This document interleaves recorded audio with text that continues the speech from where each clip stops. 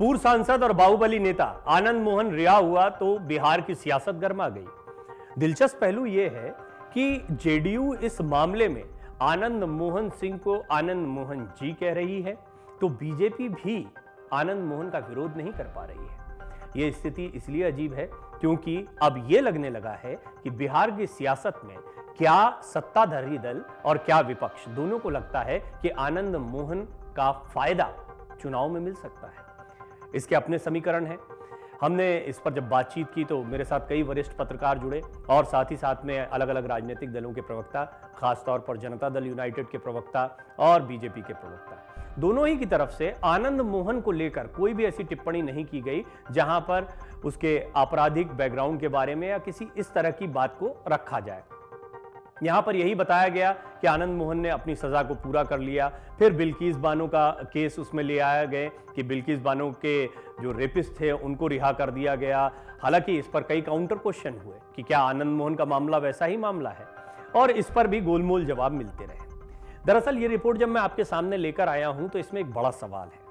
सवाल मैं आपके सामने भी रखता हूं और मैं चाहूंगा कि आप इस पर अपनी प्रतिक्रिया दें, क्योंकि इससे बहुत स्पष्ट होता है कि आपके जहन में यह मुद्दा किस तरह से जा रहा है। आनंद मोहन या आनंद मोहन जी, ये सवाल क्यों है? क्योंकि आनंद मोहन का बैकग्राउंड ये बताता है कि एक नहीं, दो नहीं, कई मामले उस पर दर्ज रहे।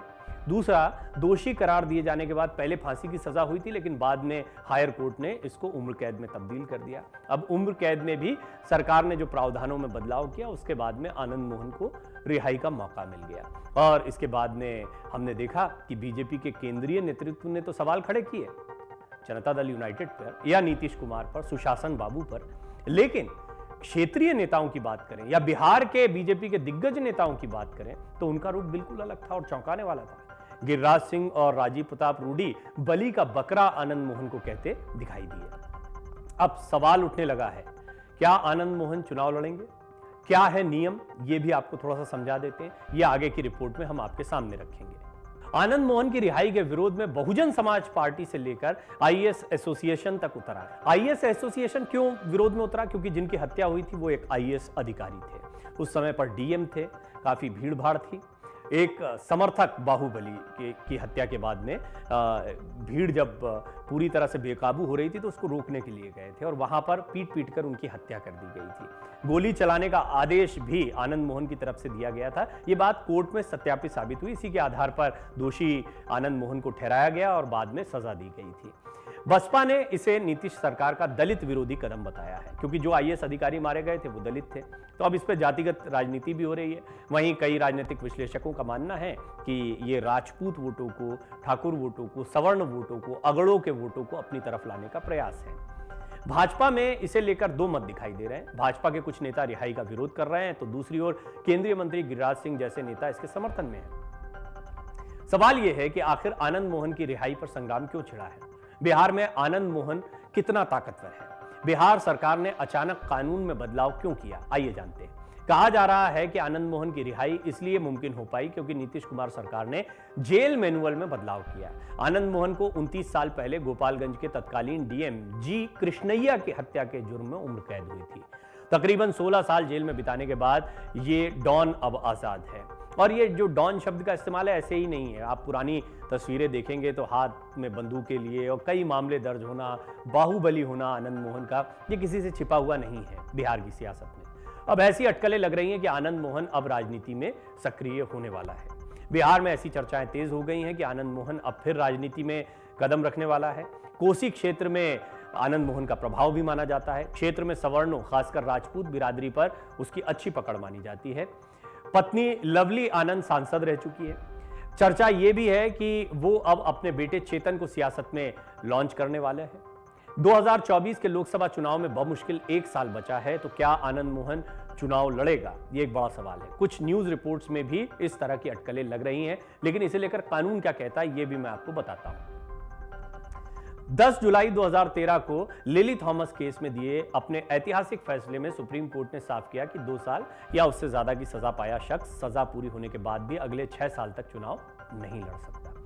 आपको याद होगा कि अभी राहुल गांधी की संसद सदस्यता गई क्योंकि उनको 2 साल की सजा हुई थी, तो 2 साल या 2 साल से ज्यादा की सजा पर यह प्रावधान है। लेकिन जिसको सजा मिल गई है वो 6 साल तक, सजा पूरी होने के बाद अगले 6 साल तक चुनाव नहीं लड़ सकता, ये भी प्रावधान है। उसी फैसले में शीर्ष अदालत ने तय किया कि अगर किसी जनप्रतिनिधि, सांसद, विधायक या एमएलसी को किसी आपराधिक मामले में 2 साल या उससे ज्यादा की सजा होती है तो उसकी सदस्यता तत्काल प्रभाव से खत्म होगी। मोदी सरनेम से जुड़े आपराधिक मानहानि मामले में सजा के बाद राहुल गांधी की लोकसभा सदस्यता भी इसी आधार पर खत्म हुई थी। लिली थॉमस केस के फैसले में सुप्रीम कोर्ट ने जनप्रतिनिधित्व कानून की धारा 8(4) को रद्द कर दिया था। उससे पहले तक सजा याफ्ता जनप्रतिनिधियों की सदस्यता तत्काल खत्म नहीं होती थी, बल्कि उन्हें सजा को चुनौती देने के लिए 3 महीने का समय मिलता था। उनकी अपील जब तक लंबित रहती थी तब तक उनकी सदस्यता बरकरार रहती थी। नीतीश सरकार ने जेल मैनुअल में बदलाव किया, जिससे आनंद मोहन जेल की 4 दीवारी से आजाद हुआ। गुरुवार को तड़के करीब 4 बजे वो जेल से रिहा हुआ। इसके खिलाफ पटना हाई कोर्ट में एक PIL भी दाखिल हुई। हो सकता है कि मामला सुप्रीम कोर्ट भी जाए। रिहाई के दिन यानी 27 अप्रैल 2023 को अगर आनंद मोहन की सजा की अवधि पूरी मान ली जाए तब भी वो अगले 6 साल तक कोई चुनाव नहीं लड़ पाएगा, यानी 27 अप्रैल 2029 तक वो चुनाव लड़ने के लिए अयोग्य है। हाँ, ये हो सकता है कि वो अपने परिजनों या करीबियों के जरिए सियासत करे, लेकिन वो खुद चुनाव नहीं लड़ पाएगा। आनंद मोहन की सियासत और ताकत का अंदाजा आप इससे लगा सकते हैं कि जैसे ही जेल से उसकी रिहाई हुई, एक ग्रैंड रिसेप्शन, ढोल नगाड़ों के साथ, फूल मालाओं के साथ में समर्थकों का हुजूम देखा जा सकता है। अब कहना बड़ा मुश्किल है कि आनंद मोहन को लेकर अब जो बातें कही जा रही हैं उस पर क्या कहा जाए। कोर्ट में सारी दलीलें हुई, कोर्ट ने साक्ष्यों के आधार पर अपना निर्णय दिया, दोषी करार दिया। पहले फांसी की सजा हुई, बाद में तब्दील करके उम्र कैद में बदला गया। अब जेल प्रावधानों में जो बदलाव किए गए हैं उसके आधार पर आनंद मोहन की रिहाई हो गई। क्या आनंद मोहन की रिहाई से नीतीश कुमार को कुछ फायदा होने वाला है? नीतीश कुमार अपरोक्ष रूप से, सीधे सीधे नहीं, लेकिन इसका क्रेडिट लेते दिखाई दे रहे हैं। उनके प्रवक्ता जब मेरे साथ भी बैठे थे तो ऐसा साफ स्पष्ट झलक रहा था कि आनंद मोहन जी कहकर संबोधित करते हुए वो पूरी तरह से आनंद मोहन के सम्मान में दिखाई पड़ रहे थे। वहीं बीजेपी की चुप्पी भी इस पर बहुत गंभीर प्रश्न चिन्ह खड़े करती है और ये बताती है कि बिहार की सियासत में ये नाम हल्के में नहीं लिया जा रहा है। अलबत्ता देखना होगा कि आने वाले दिनों में इसका क्या असर पड़ता है, खास तौर पर क्या बिहार में अगड़ों के वोट बैंक को लेकर जो कुछ भी सियासी समीकरण बताए जा रहे हैं उनमें कोई सच्चाई देखने को मिलती है। नीतीश कुमार की सुशासन बाबू की छवि कितनी बरकरार रहती है, बीजेपी इस पर कोई स्पष्ट स्टैंड ले पाएगी, नहीं ले पाएगी, यानी एक मत हो जाए बिहार के नेता क्या कह रहे हैं, केंद्र के नेता क्या कह रहे हैं, ये स्पष्ट हो जाए। कुल मिलाकर आनंद मोहन ने बिहार की राजनीति को गरमा दिया है। मन से उजाला कर चले, मन से उजाला कर चले, एक अमर उजाला कर चले।